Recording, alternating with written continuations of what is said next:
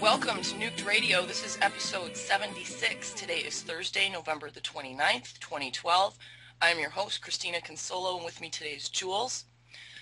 Jules and I had queued up a number for the other Dr. John Kelly in Hawaii who's doing the SEAL testing. At least that's who we thought was doing it. If you listened to the show on Tuesday, we had called this doctor at NOAA, but he told us he was the wrong John Kelly and gave me the correct guy's name and email. However, he just emailed me back this morning and said, we have the wrong John Kelly again. And so he is going to be calling me later today on my cell, and we've worked out a way that we can tape that, and then we will share it probably next Tuesday. But along the same lines, NBC News, Brian Williams last night said, wait until you see pictures of what we found on the beach in Hawaii, leading edge of what many fear is an oncoming wave. There's a video, I dropped it into chat before the show. It's about 30 seconds long where you can see shots of the southern part of the big island in Hawaii is being inundated with tsunami debris. And what's interesting about that is that all the projections, it showed that this wave of debris was going to head towards BC and kind of curve around and come down Washington, Oregon, Northern California, and then go back out towards Hawaii. But it's getting to Hawaii already. And this on top of the reports that we had last week of large areas of dead coral, sick turtles, sick fish. It's very concerning. So when we do talk to this Dr. Kelly, we're going to be asking him about that too. And we want to know what kind of plans they have to deal with the tsunami debris, and especially testing it to see if it contains any radioactivity. And if it does, what the plan is to decontaminate the beaches. The tsunami in Japan was almost 2 years ago, and yet wait till you see the pictures of what we found on the beach in Hawaii. The amount of debris washing ashore, and there's more coming right behind it. NBC's Miguel Almaguer has our report tonight from Hawaii. On the southern tip of Hawaii's Big Island, disaster in paradise. We're pulling minimum of 2,000 pounds, if not more, off the beach. Megan Lamson leads the overwhelming cleanup effort at Camilo. This is what many are calling the world's dirtiest beach. An estimated 20 tons of garbage washes ashore here every year. We are the hub and an accumulation point for loads of marine debris that are washing up from all over the map. Now more and more debris is arriving with Japanese markings, the leading edge of what many fear is an oncoming wave. A 10-mile stretch of buoys, bottles, and fishing nets. Even a refrigerator has washed ashore. This section of Camilo Beach used to be covered in beautiful sand, but now it's pieces of broken plastic, in some cases 3 to 4 inches deep, that have redefined the very look of this coastline.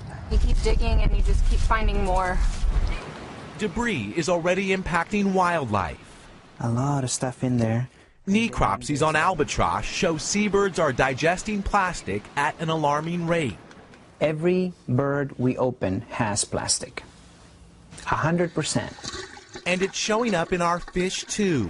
The species that we love to eat, like salmon and tuna, are eating the fish that we're finding plastic in. It's in our human food web. All that plastic is propelled by the Great Pacific Garbage Patch, a swirling current that has funneled trash towards Camilo Beach for decades. Arrival of the lower floating items, the things that are more at the surface of the ocean and hanging below the surface, coming potentially this fall and winter to the West Coast states. Now debris like this dock may become a more common sight, and scientists say more below the water's surface is on the way. Clear signs of trouble in paradise. Miguel Almaguer, NBC News, Camilo Beach, Hawaii. This is just the start. This is going to happen in Canada. This is going to happen in Vancouver, Washington, Oregon, Northern California. There is a potential for the beaches to be closed down. And you have to remember that not only was this just fishing nets that washed out to sea, it was gas stations, it was medical centers, it was medical waste. All kinds of stuff is in this plume of material. And we said Tuesday, and I'll say it again, Lorraine Murray has said, when I asked her, will this debris be radioactive, she said, of course it will be. Because it's had hot particles rained out over the top of it for a year. At that point, it had been a year when we interviewed her. Now, we were going to talk just about the sinkhole today, and I had a couple people lined up to talk to. However, they're sick, and something happened last night that made us kind of change the course of this show. If you're on the Rad Chick page, you might have seen the post that I made that actually went viral. I'm going to read it for you here. New Madrid precursor alert. A large sinkhole formed today near Dover, Ohio, about 60 miles south of Cleveland. Please look closely at the attached map. See the red area at approximately 1 o'clock. It's pointing to an area just south of this new sinkhole. It is my understanding that if we started seeing sinkholes anywhere along this New Madrid red zone that are 3 football fields in size or larger, it could signify a strong earthquake within the next few days. This current sinkhole is 4 football fields in size and growing. I don't want to cause any panic. There is nothing we can do except to be prepared. Make sure you know where your kids are and that you all have a place to meet, charge your cell phones and your laptops, and have some supplies and cash in case you're stuck for a few days. Know if you are downwind of a nuke plant and plan accordingly. The next thing to watch for would be sulfur smells, nervous pets, a dizzy feeling from EMF discharges, flashes in the sky, also called earthquake lights, and rumbling or booming sounds, and of course shaking. There was a large sinkhole event yesterday in Louisiana as well. I will post below. Please report any observations or advice here. We will pin this to the top of the page. This post was shared 2,500 times and 8,000 people saw it. There are 306 comments. If you want to go through them, some of the reports I can tell you right now are very interesting. Reports that people have been feeling shaking in the area in the past few days. I had a couple of emails about this as well. I had also shared on Tuesday's show about emails I got about new sulfur smells in Kentucky and a booming sound in Missouri that shook a bank, which all the employees felt. A few hours after I made this post, an earthquake hit dead center in the New Madrid fault zone. It was a 2.7. It was just a few miles west of the Reelfoot Lake. And what's interesting about that is when I went and I pulled the helicorder from Sari to look at the movement, it showed 4 earthquakes, not 1. The 2.7, which happened approximately at 11 o'clock last night, is clearly visible, but so are 3 more prior to that. So I'm not sure why those are reported, and they look a little bit larger than a 2.7 to me. Check out that helicorder if you can. It's Portageville, which was the closest one that I could find to where this earthquake occurred. So the concern, of course, is it a foreshock, considering all these other things happening? But let's go back and just look at this sinkhole situation that happened in Ohio yesterday. This is from WTOV9.com. Part of State Route 516 collapses. This happened Wednesday afternoon around 3 p.m. near Bear Road. ODOT officials say a rapid drawdown of a nearby sand and gravel operation is to blame. What happened, there was an actual sand and gravel operation that's 150 feet from the road, and apparently they were dredging sand in the afternoon. They started a rapid drawdown, and it just continued to draw down. Officials say the collapse took a massive portion of the road down more than 50 feet, exposed a gas line, and sunk utility poles. When it first happened, officials closed down 8 miles along the roadway from State Route 39 to State Route 93. They are now saying the roadway could be closed until the spring. Engineers in the Department of Natural Resources will be out to take a look in the morning. I worked for ODOT 16 years now. I've never seen anything like this, said McAdams. This is a very unusual situation. You would never think this pond would make it to the state route. I'm going to read a couple of news articles because they all say something a little bit different. This is from the TimesReporter.com from the Dover, New Philadelphia area. A section of land the length of 4 football fields collapsed Wednesday afternoon, leaving a gaping hole estimated at 20 to 30 feet deep that extended into the westbound driving lane of Route 516 west of Dover. Expected to remain closed to traffic indefinitely. No one was injured. There was no damage to any vehicles. It's fortunate it didn't happen in the middle of the night, said Lieutenant Eric Escola, commander of the New Philadelphia Post of the Ohio Highway Patrol, as he looked over the scene. Escola said any motorist coming up upon the collapsed portion of the highway wouldn't have seen it until the last second. They could have fallen in there and it could have easily caused fatal injuries. And we have seen that occur in another sinkhole event that I believe was in Kansas or Oklahoma where a woman died. Escola added that water entered the hole Wednesday. Apparently it has been washing out underneath here for some time. Firefighters were alerted by the 911 Emergency Dispatch Center just before 3 p.m. that employees of the Newton Asphalt Company, which owns the land, reported they had a major cave-in on the property and were seeking assistance in blocking the road and assessing the situation. At that time, blacktop on the westbound lane was suspended over the caved-in area, but a crack indicated it wouldn't hold much longer. At 3:35, a section of the blacktop splashed down into the water below. It left 70 to 80 feet of a 4-inch natural gas line exposed and hanging, as it was formerly buried in the right-of-way. It also exposed a buried communications line. In addition to the firefighters, state troopers, and ODOT personnel, Moser said an Ohio Department of Natural Resource geologist was at the scene to assist in determining the cause of the collapse. After I made this post and especially commented about the strange smells, and there's another news article, and I don't have it up, I'll look for it in a little bit, where it says that originally when this company had called 911, they said that the ground had shifted in the area. And this was just as the sinkhole had started forming. Now, where have we seen this happen? Well, just the day before at the sinkhole in Louisiana. And we'll get to that in just a moment. But one of the people on Ranchik sent me this. This appeared on Fox 19.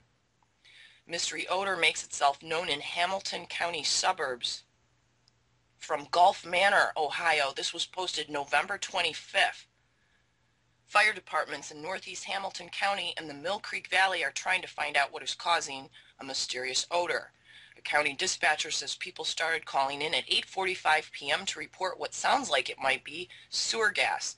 Duke Energy and the Metropolitan Sewer District were also notified.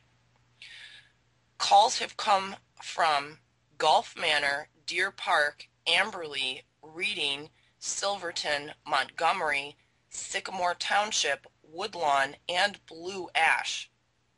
This is a large area where people are smelling this. And people who listen to this show know from talking about earthquakes in the past that it's normal to have an outgassing of sulfur, radon, and other things prior to a large earthquake. From Any News, published November 28th, official, Earth moved under giant sinkhole for 4 minutes. Before crude oil disgorged, the water level dropped by about 6 inches. Now this happened, I think, right after the show ended on Tuesday. This is from The Advocate. John Boudreau, director of the Parish Office of Homeland Security and Emergency Preparedness, said experts suggest that today's burp happened as a result of some movement of the earth under the sinkhole surface. Burp is kind of a nice name for this huge discharge of material that happened. Boudreaux said that before the sinkhole disgorged the material, the water level dropped by about 6 inches and then returned to its original level. The size of the water level change was based on measurements of hydrocarbon rings left on trees. Now, Texas Brine did evacuate its site when this happened. It's just the natural course of events as the sinkhole follows its natural life, said a Texas Brine spokesperson. The coinciding long period tremor, which Boudreaux said lasted 4 minutes on Tuesday, is a variety in the Bayou Corn area that researchers at the University of Memphis Center for Earthquake Research and Information previously have attributed to the movement of underground gas or liquids. Boudreaux also said that the latest instance produced more material than in the past. There's some video on Any News of all the crude oil that's now floating there since this happened. 4 minutes of sustained shaking. Now, I want to remind everybody that just in the past week, they detected hydrogen sulfide gas being released near the sinkhole. And for anybody who's just tuning in now, these are different sinkhole events. The one we were talking about earlier is in Dover, Ohio. We've been following these sinkholes for months now. They started increasing up around June, not just in the United States, but around the world. In fact, the Examiner had posted several articles about this. But it was when I started noticing that there were problems with nuke plants leaking tritium underground, which indicates that there's broken pipes, a number of train derailments that were occurring along the East Coast all the way up to Maine, earthquakes that are happening in these areas where they're not used to having earthquakes, that we started trying to see if maybe there was some kind of crustal displacement occurring. And there's been this large sinkhole in Louisiana that's been going on since August. It started with people noticing bubbling in the bayous. And if you really want to get into this further, you have to go all the way back to the BP well disaster and listen to the interviews that a gentleman named Matt Simmons gave about the Gulf of Mexico destabilizing from the BP blowout because of the immense pressures in the cracked seafloor. He said that this could have far-reaching effects as this gas moved up through different faults hundreds of miles away. And if you look at an earthquake map, or you look at where these sinkholes and train derailments and bridge collapses are happening, it's all fanning out east of the Mississippi from the sinkhole area. And there's another gentleman, too, that I want to mention again named Jack Reed, who was a retired geologist with the USGS, who has stated and published research as to why he feels that all these faults from the Gulf of Mexico are connected all the way up through the St. Lawrence Seaway out to the Atlantic. The St. Lawrence Seaway is a fault, and we've had a number of earthquakes along this fault, as well as a number of sinkhole events. Also reported on Any News, this was published today, officials investigating if over 100 pounds of poisonous hydrogen sulfide was released near the giant sinkhole. Now that's the magic number because that's what they have to report to. The atmospheric release of hydrogen sulfide gas last week from a Texas brine company vent well in Assumption Parish did not require immediate reporting to state hazardous materials authorities. Louisiana State Police said more than 100 pounds of hydrogen sulfide must be released within 24 hours to require reporting in a non-emergency, regulations say. Like the parish, Louisiana Department of Environmental Quality did not find out about the release until the 3 p.m. news conference November 20th. Officials said they are trying to calculate if the release could have reached more than 100 pounds to trigger formal reporting. We're still looking to see if it could reach that level. Now, people were smelling hydrogen sulfide at their homes thinking that it was rotten eggs. That was posted November 22nd. So, I mean, if you're smelling it, the releases have got to be pretty severe. And hydrogen sulfide doesn't happen just underneath the surface of the ground. It happens way down thousands of feet into the crust. But that's how big the salt dome that this sinkhole sits on top of is. And that salt dome is breached. Hopefully that's bringing up some people up to speed. This was posted on WFMJ.com. On November 3rd, there was another sinkhole in Sharon, Pennsylvania. It swallowed a portion of a family's front yard, and a former coal mine could be to blame. On the surface, the hole appears only to be 3 feet wide, but a closer look and it's more like 8 feet wide and 15 to 18 feet deep. And I've also had a few people that live in this area reporting sinkholes on their property and in New York State as well. Sharon Sanity Authority Manager Guy Cunningham says he's not certain whether the sinkhole was caused by a former mine or not. It could have been there for months. It could have been there for 100 years. Who knows? Like I said, this area has been mined like 100 years ago. Cunningham also said it's unlikely that similar erosion would occur on neighboring properties. The home is on Elcoma Street, which sits next to the Sharon High School football stadium, where another sinkhole opened. The home is currently occupied by renters, and the property owner is in the process of handling the repairs. The possibility of sinkholes near abandoned mine shafts if something surrounding Nuked could happen again. Test drills to locate former mines were performed in the past on her street, and so far she hasn't had any issues on her property. Now, what is a mine? It's simply where we've dug into the ground. And one mine may not sound like a big deal, but if you look at a map where all these mines are, and then you look at a map of where all the fracking sites are, we've made Swiss cheese out of our crust. And then think about the Gulf of Mexico and all the oil wells that have been drilled there. And there's been a number of explosions and leaks from some of these oil wells in the past few months too.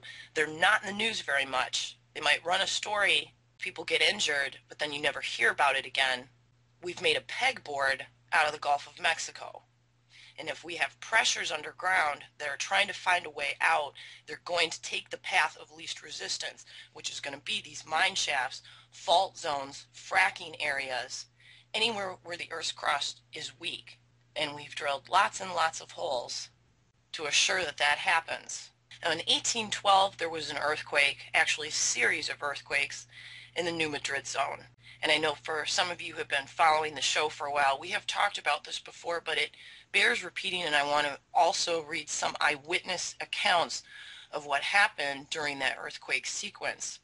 The 1811 and 1812 New Madrid earthquakes were an intense intraplate earthquake series beginning with an initial pair of very large earthquakes on December 16, 1811. These earthquakes remain the most powerful earthquakes to hit the eastern United States in recorded history. These events, as well as the seismic zone of their occurrence, were named for the Mississippi River town of New Madrid, then part of the Louisiana Territory, now within Missouri. There are estimates that the earthquakes were felt strongly over roughly 130,000 square kilometers, or 50,000 square miles, and moderately across nearly 3 million square kilometers, or 1 million square miles. The historic 1906 San Francisco earthquake, by comparison, was felt moderately over roughly 6,200 square miles. These New Madrid earthquakes were felt over 1 million square miles, and that's because of the craton. We sit on a huge plate of bedrock. So when there is an earthquake on this side of the country, it's felt over a very, very wide area. Unlike California, where it's just felt in the area usually where it occurs. This 2.7 that happened last night, dead center in the New Madrid fault near Portageville, was actually felt as far away as Texas. There were actually 4 earthquakes on December 16th of 1811. The magnitude was anywhere from a 7.2 to an 8.1. The epicenter was in northeast Arkansas. That was at 2:15 a.m. Also on December 16th at 8:15 a.m., there was another 7.2, which may have been as high as an 8.1, with the epicenter in northeast Arkansas. This shock followed the first earthquake by 6 hours and was similar in intensity. On January 23rd of 1812 at 9 a.m., there was a 7.0 that may have been as high as a 7.8, with its epicenter in the Missouri Boot Heel. And then on February 7th of 1812, there was a 7.4 that may have been as high as an 8.0 with its epicenter near the New Madrid in Missouri. New Madrid was destroyed from this earthquake. At St. Louis, many houses were severely damaged. Their chimneys were toppled. The shock was definitively attributed to the Reelfoot Fault by Johnson and Schweig. Uplift along a segment of this reverse fault created temporary waterfalls on the Mississippi at Kentucky Bend, creating waves that propagated upstream and caused the formation of Reelfoot Lake by obstructing streams in what is now Lake County, Tennessee. That's where this earthquake hit last night. I'm going to read a couple eyewitness accounts. This is from John Bradbury, a fellow of the Linnean Society, who was on the Mississippi on the night of December 15th and describes the tremors in great detail in his Travels in the Interior of America in the years 1809, 1810, and 1811. That was published in 1817. After supper, we went to sleep as usual about 10 o'clock, and in the night I was awakened by the most tremendous noise, accompanied by an agitation of the boat so violent that it appeared in danger of upsetting. I could distinctly see the river as if agitated by a storm, and although the noise was inconceivably loud and terrific, I could distinctly hear the crash of falling trees and the screaming of the wild fowl on the river, but found that the boat was still safe at her moorings. By the time we could get to our fire, which was on a large flag in the stern of the boat, the shock had ceased, but immediately the perpendicular banks, both above and below us, began to fall into the river in such vast masses as to nearly sink our boat by the swell they occasioned. At daylight we had counted 27 shocks. Eliza Bryan in New Madrid, the territory of Missouri, wrote the following eyewitness account in March of 1812. On the 16th of December, 1811, at about 2 a.m., we were visited by a violent shock of an earthquake, accompanied by a very awful noise resembling loud but distant thunder, but more hoarse and vibrating, which was followed a few minutes by the complete saturation of the atmosphere with sulphurous vapor causing total darkness. The screams of the affrighted inhabitants running to and fro, not knowing where to go or what to do, the cries of the fowls and beasts of every species, the cracking of trees falling, and the roaring of the Mississippi, the current of which was retrograde for a few minutes, owing, as it is supposed, to an eruption in its bed, formed a scene truly horrible. And John Reynolds, who was the 4th governor of Illinois, among other political posts, mentions the earthquake in his biography, My Own Times, embracing also the history of my life, published in 1855. On the night of the 16th of December, 1811, an earthquake occurred that produced great consternation amongst its people. The center of the violence was in the New Madrid, Missouri, but the whole valley of the Mississippi was violently agitated. Our family all were sleeping in a log cabin, and my father leapt out of bed crying aloud, "The Indians are on the house." We laughed at the mistake of my father, but soon found out it was worse than the Indians. No one in the family knew at the time it was an earthquake. Next morning another shock made us acquainted with it, so we decided it was an earthquake. The cattle came running home bellowing with fear, and all animals were terribly alarmed on the occasion. Our house cracked and quivered, so we were fearful it would fall to the ground. In the American Bottom, many chimneys were thrown down, and the church bell in Cahokia sounded by the agitation of the building. It is said the shock of the earthquake was felt in Kaskaskia in 1804, but I did not perceive it. The shocks continued for years in Illinois, and some have experienced it in this year of 1855. Sand blows were also common throughout the area and can still be seen from the air in cultivated fields, or what is also known as sand geysers.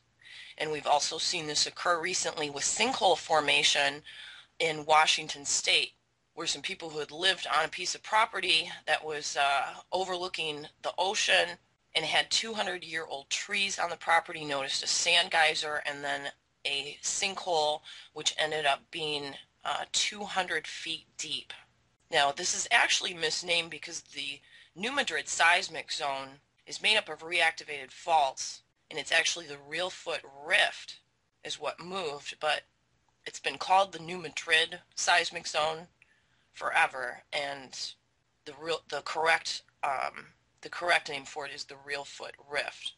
Now, we have a video that we're going to play that I thought was a nice little story, kind of detailing what was going on in that time before the earthquake struck and what the government feels would happen now if we had earthquakes of this size. Many of the buildings on this side of the country have no kind of earthquake-proof design like they do in California or like they do in Tokyo. Then on January 23rd, a third large tremor struck as big as the first two. This was followed by a fourth huge quake on February 7th, probably the largest of the bunch. In between these big shocks, and for months after, the area was shaken by almost constant smaller aftershocks.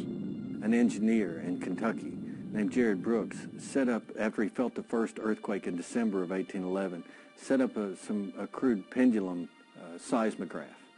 And over a period of 6 months, he recorded about 1,800 earthquakes that were probably large enough to be felt. So, accounting for the tremors he might have missed, we're talking about well over 2,000 possible earthquakes to rattle the district of New Madrid, beginning on December 16, 1811. From this time until the 4th of February, the earth was in continual agitation, visibly waving as a gentle sea. And on the 7th, about 4 o'clock a.m., a concussion took place so much more violent than those which had preceded it that it was denominated the hard shock. The last big one, on February 7th, sliced directly across the Mississippi River, causing a great deal of consternation to river travelers. These earthquakes were so powerful that they put waterfalls on the Mississippi River, and as you can expect, the Mississippi River here doesn't have waterfalls. There are no rocks. The whirls and ripplings of the rapids were such that his vessel seemed altogether unmanageable, and destruction seemed inevitable. At first, the Mississippi seemed to recede from its banks, and its waters gathering up like a mountain, leaving for a moment many boats on the bare sand. I was awakened by a roaring noise, and if my flatboat load of whiskey had sprung a leak and made the Father of Waters drunk, it could not have committed more somersaults. What it was basically as the fault itself crossed the river, and what they were noticing was the river itself sloshing. Whenever you have some force of that enormous magnitude happening, to them it did look like it was going backwards, but in essence what it was, the river was sloshing due to the force of the fault rupture. The fault line created a sharp upthrust, bisecting the river at 3 separate points as it made a northward loop. The southern edge of the fault was shoved up with an offset of as much as 15 feet in places, partially damming the river and causing her to overflow her banks for a brief period of time until the Mississippi resumed her normal course. However, in the wake of this violent upheaval, in the midst of destruction, something incredible was left behind. Reelfoot Lake did not exist. Prior to the earthquakes, early maps show the Reelfoot area as a river draining into the Mississippi. Not all of the lake was formed by the quakes, so it wasn't like high, dry land suddenly became a lake. It was a low-lying marshy area, old channels, old oxbow lakes, a lot of swamp, a lot of marsh. At roughly 13,000 acres, Reelfoot Lake is a wealth of natural resources, one of the greatest freshwater fish hatcheries, as well as home to over 250 species of birds, including the magnificent bald eagle. But out of all that damage did come a lot of beauty. And the beauty of Reelfoot Lake is one of the reminders that we have of the power of nature. Just a great natural area dominated by the large cypress trees, a haven for birds, for fish, and for people. Other curious effects of the earthquakes, which are still visible today, are known as sand blows. The surface of hundreds of acres was, from time to time, covered over, of various depths, by the sand which issued from the fissures.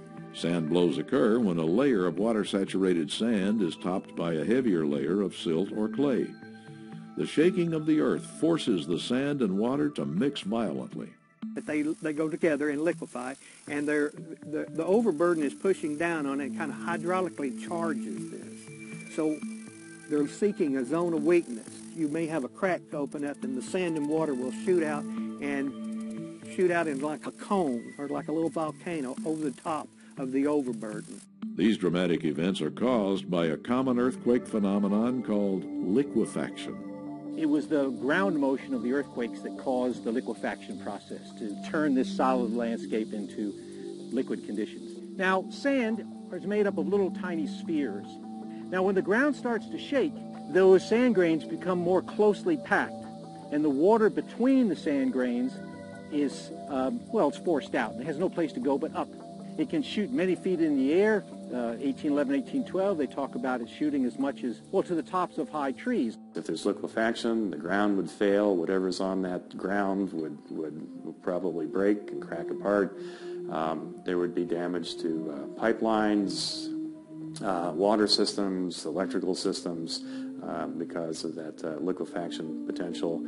And because there's so many unreinforced masonry buildings in the city, I would suspect there'd be substantial damage to them as well. The Earth, as old as she is, maintains her mysteries. However, she does leave behind traces etched deep beneath her crust. Like hieroglyphics, these can be read, studied, her secrets coaxed to the surface by those who understand her language. Running across the floor here is this host material, but also right here, striking this way, is the sand fissure, and here it goes up the wall, and as it comes out, it rips some of this loose and carries it up with it. That is a real good indication of a sand blow. What happened in 1811 was not a freak occurrence, a one-time anomaly. Paleo old liquefaction features that have been dated and show that earthquakes in the last couple thousand years have repeated on average about every 500 years. The central U.S. has been shaken by large seismic events throughout history, most notably in the years 500, 900, and 1450. Since the huge sequence 200 years ago, scientists have come to realize that what we have here is a very active system, one which takes its name from the frontier town on the Mississippi, the New Madrid seismic zone. It runs from about 35 miles northwest of Memphis all the way up into southern Illinois. It's made up of 3 separate fault systems. Unlike the western part of the country, we can see the fault. Ours is too deeply buried, so it's really a look from what the instruments tell us as to where the fault really lies, but it covers a very large area. The New Madrid seismic zone lies almost in the center of the country, running in a jagged line from Cairo, Illinois to Marktree, Arkansas, about 30 miles northwest of Memphis. The zone itself encompasses an 8-state region, 8 states and potentially 12 million people who could suffer the consequences of a large quake. Magnitude 7, 7.5 type event we would expect to impact at least 8 states, dramatically affecting 7 of those states that fall along the Mississippi River. The outlying states of Alabama, Indiana, Illinois, some of those states would see less damage than you would see in the central part of the fault system. To some, the threat of an earthquake to our heartland may come as a surprise. We're familiar with those which strike the western U.S., which has been shaken many times in the last century. The San Francisco earthquake of 1906 caused much damage and a fire that almost destroyed the city. In 1989, a 6.9 struck the San Francisco Bay Area. 63 people died and thousands were left homeless. The 1994 Northridge earthquake had a magnitude of 6.7. It killed 60 and caused $20 billion in damage. So why are earthquakes more common on the West Coast? The Earth's crust is made up of plates that fit together like a jigsaw puzzle. The constant shifting of superheated rock inside the Earth generates and stores energy, which presses upward against the boundaries of these tectonic plates, which are known as rifts or faults. Basically, it's when parts of the Earth crust is moving past another part on a surface usually that we call a fault, and when it slips quickly, it generates seismic waves that are felt by people. When this slippage occurs, the seams snap like a rubber band, resulting in an earthquake. The western coast of the United States lies along the boundaries of 2 tectonic plates. Most of the world's earthquake zones center around the seams created by the joining of these plates. They rub against each other and stick and then break loose in earthquakes. The most famous plate boundary, at least for Americans, is the San Andreas Fault. However, there are exceptions to every rule, and the New Madrid seismic zone is one big rule breaker. Here in the central United States, we're a long way from any of those plate boundaries, where 98% of the world's earthquakes occur.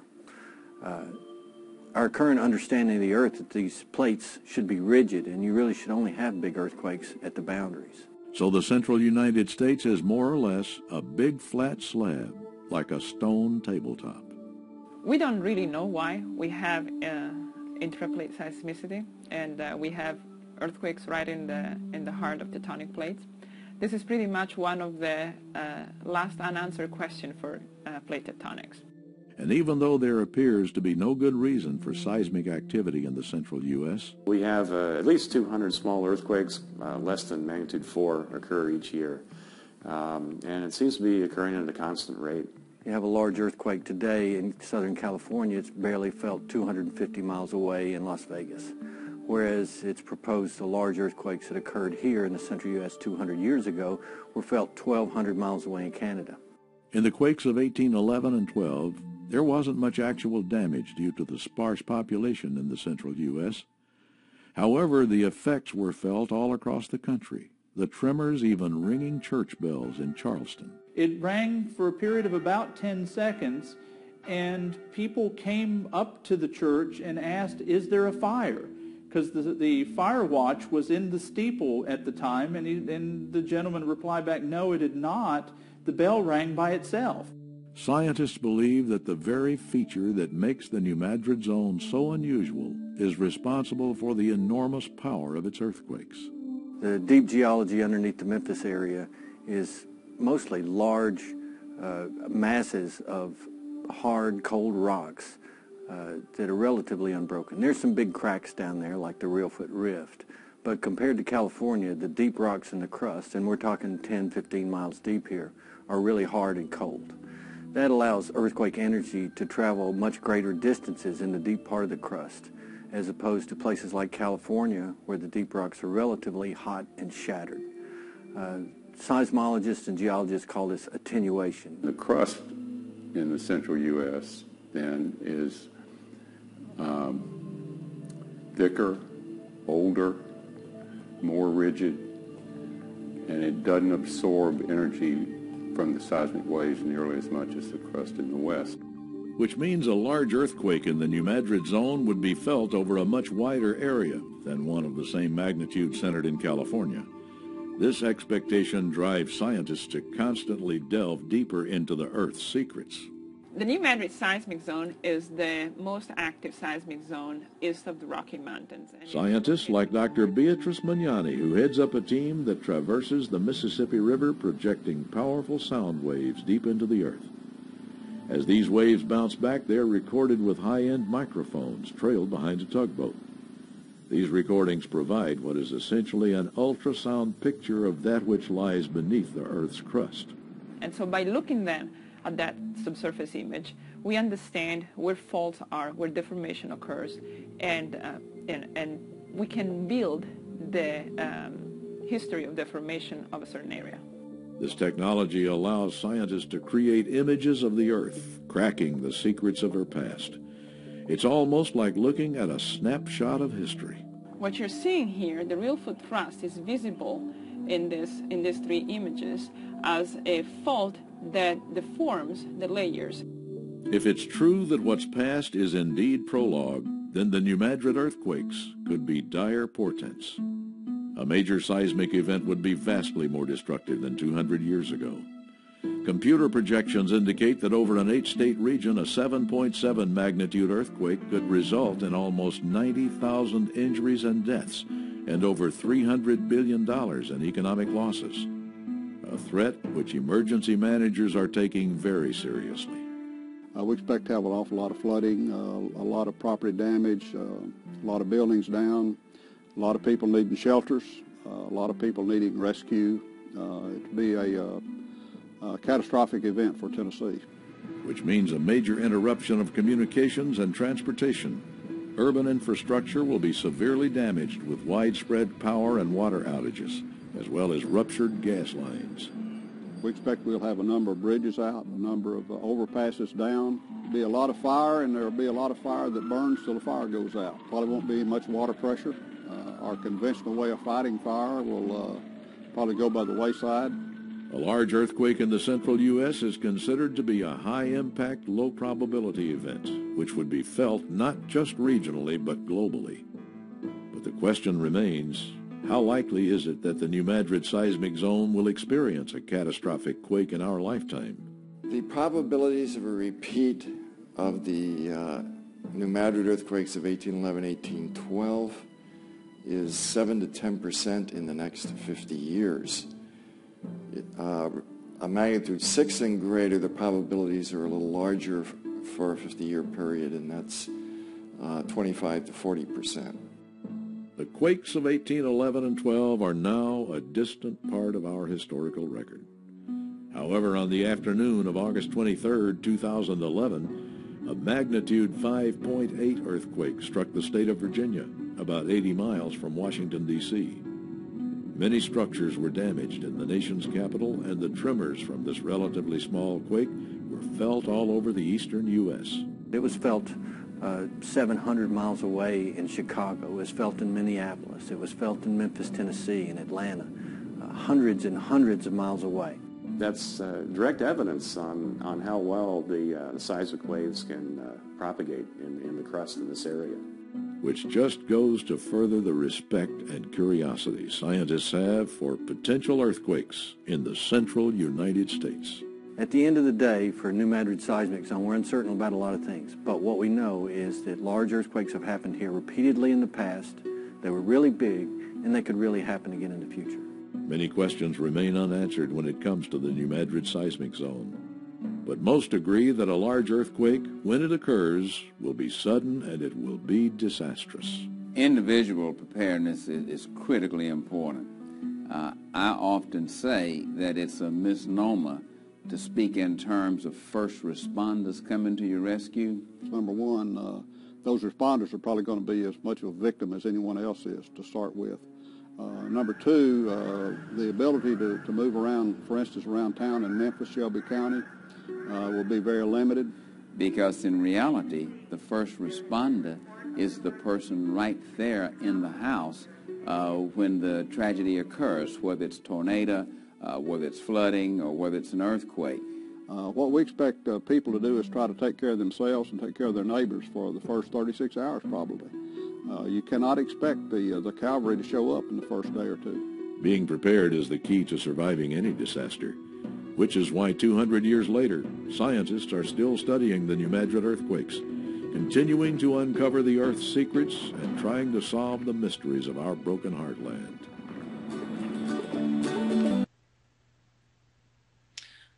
There's a report on GLP that was posted a little while ago, breaking Marriott Marquis New York City office evacuated due to earthquake. My daughter was evacuated 10 minutes ago. Computers were shaking and lights flickering. Anyone else feel it?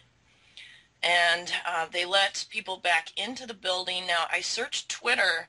I don't see anything posted on Twitter, so this is not verified. If anybody was in the area and felt anything, though, please email me or post it here in chat. And I want to also repost the link for how close is your home to a nuclear power plant. And if you look at this map, you can easily see that if a large earthquake occurred, it would affect dozens and dozens of nuke plants. In fact, the earthquake that they were talking about that happened in Virginia, August 23rd of 2011, was felt in 14 states and shut down 10 nuke plants as far away as Michigan. In fact, a few weeks after that earthquake, they discovered a 30-foot-long crack in the containment at the Bessie plant in Ohio. So check out that link. Please share it around. Have a plan. As they said on the video, individual preparedness is of utmost importance. Do not expect anyone to help you for at least 36 hours. Have cash, have food, have water to get through that time. They just started doing stuff on, and you can see they had dug a big square like this, and you can see in the wall where all the midden stuff is, and then right on top of that there's this sand layer in there. I mean, just right on top of it. So these people were probably living there, and this earthquake happened, and they were just inundated. That's nice. So what, would it have buried them or what? Apparently so, you know. The thing is that that whole property is now in cultivation, so we're going to wait and see if we can ever get them to, if they want to let it lie fallow 1 year, maybe let us do some wider excavations in there. That would be a dream. because you're really getting a snapshot then. I mean, you could even theoretically find bodies on the floors and that kind of stuff, you know, just like it. Yeah, because see, that's crazy, because I read up on the history of the 1811 earthquake, or the series of them, and all I could find was a count of one man dying because a tree limb fell on him. But you're saying that was a pretty minor earthquake. That's the thing. A lot of these earlier ones were much stronger than that. Well, the minor one, didn't it ring church bells up in Boston? Well, and crack windows in southern Michigan? Whatever, supposedly. But that's still, there were some that were a lot stronger than that. And there's a woman named Tish Tuttle, that's her name, and she's a seismologist, a person who studies these things, and she goes around and they go out onto various places where these sand blows, and they'll dig a trench with a backhoe through it, and then they can go down in there, and what they can do is they can find like some organic material above the sand blow, just above it and just below it, and they can, you know, get dates on that and get a real good idea of when the thing occurred. You know, and then every now and then they're actually on archaeological sites. Wow. You know, and we have to be careful though, because we don't really want to take a backhoe out on an archaeological site. Unless we're real sure about something. Right. And the Indians, of course, just raise Cain, you know, if we hit burials and stuff. But I think even that, at that site, if there were people that had been killed by the earthquake, they'd even allow that just because it would be real interesting.